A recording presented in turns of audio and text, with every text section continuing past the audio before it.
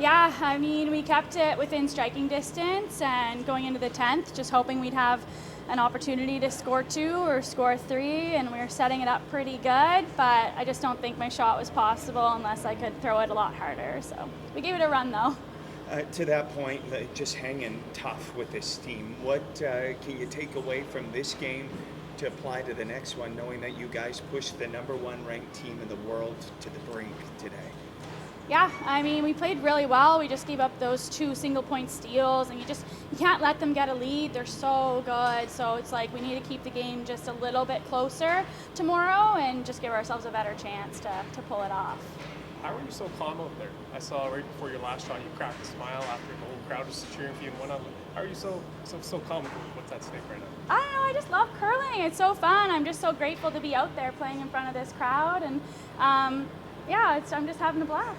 Speaking about the crowd, you're hearing the crowd the entire game. Everybody's cheering on for you guys. How does that feel, going into tomorrow's game? Oh, it's awesome. Just look up there. We said it was like so excited that we get to play until the very last game that happens in this event. We're playing in it, and in front of this home crowd, in front of all these fans. We couldn't ask for more. It's been a dream. What is the mindset going into tomorrow's game? Just the same as today. Just go out there. It's a must-win game. We felt like today was a must-win game. Anytime you play them, it's a must-win game. So we'll just go out there, play like we got to win it, and leave it all out on the ice. Yeah. What does it say about your team that when you were down early, you still continued to battle back and you came back in and made this one a close game coming down to the last shot? Yeah, we don't, you can watch us anytime. We don't give up. Like, we're resilient. We find a way to scratch. We said, let's scratch and crawl our way back into this thing, guys. That's what we told each other at the 5th end break. And we said, let's just be annoying, like, just don't give up. Just annoy them and see what happens. So that's what we did, and we were able to bring it down to the last rock. So, yeah. Have you had any more, Scotia Square moments of applause around Halifax? Oh yeah, like any restaurant we go into, they clap and stuff. It's pretty wild, yeah. We love all of the support and just walking down the streets. Halifax is amazing, yeah.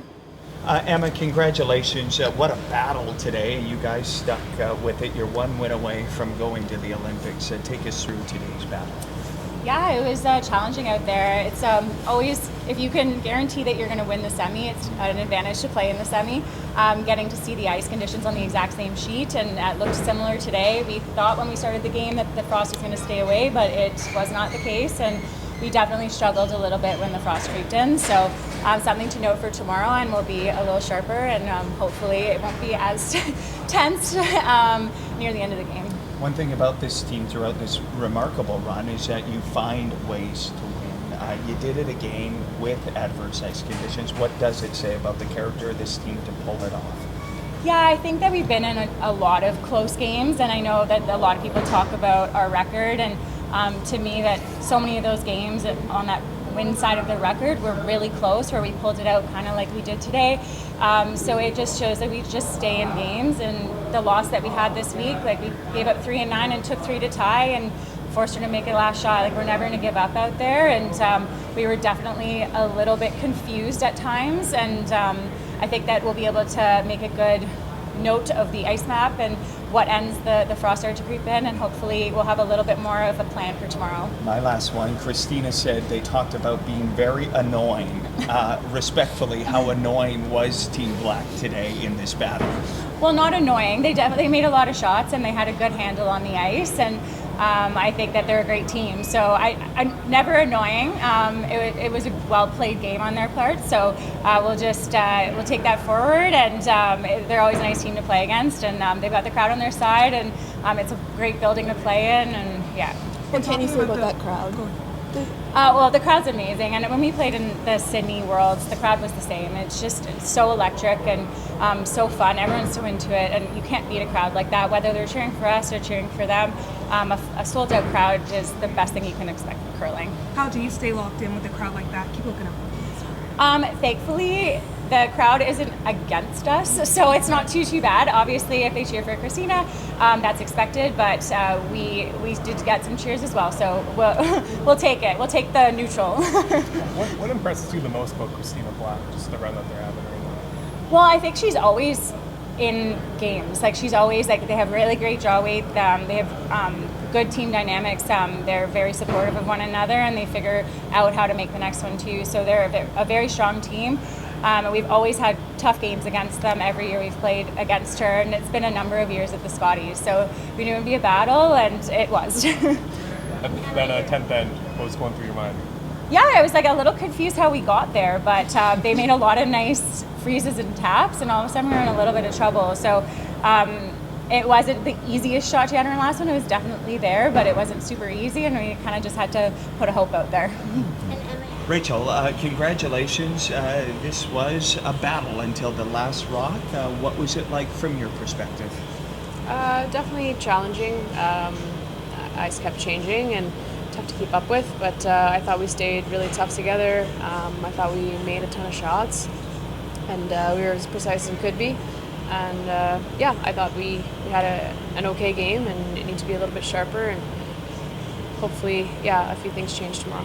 You're one win away from realizing something this team has been working really hard for.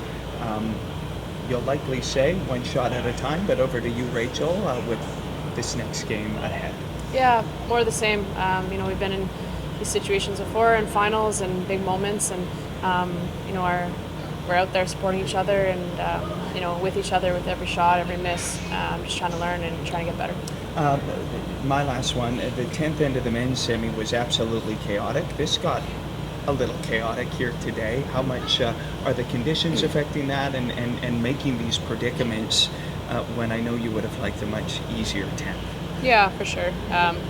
Rocks are getting cemented in there a little bit. Definitely difficult to move around and be a little bit more precise. So I thought my team handled it as good as we could, and thankfully we were able to pull out the win.